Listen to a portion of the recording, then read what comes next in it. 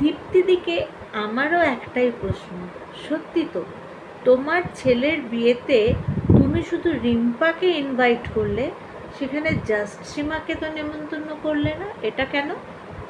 অথচ যদি সেটাই বলো, আমি বড় চ্যানেলের কথা বলছি না, হ্যাঁ বড় চ্যানেল ব্লগারদেরকে ইনভাইট করোনি তুমি, তাহলে সবাই বলবে যে তুমি তাদেরকে বেশি সাপোর্ট করো, আমি সেটা বলছি না।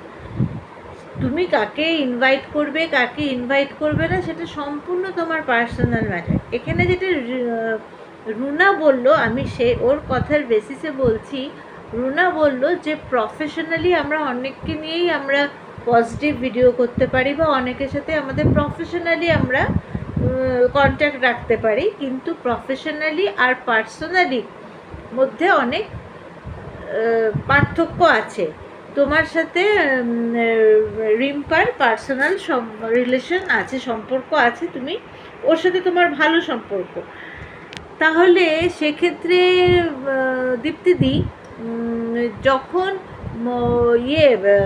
জাস্ট সীমার হাজব্যান্ড যখন নার্সিংহোমে ভর্তি হয়েছিল, তখন তো তোমরা দুজনে ক্যামেরা অন করে চলে গেছিলে তাকে দেখতে, আইসিইউতে ক্যামেরা অন করেছিলে, দিয়ে দেখতে চলে গেছিলে।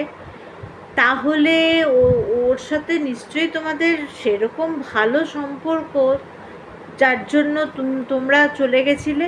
অনেকের আরও অন্যান্য ক্রিয়েটারদেরও তো শরীর খারাপ হচ্ছে, তাদেরও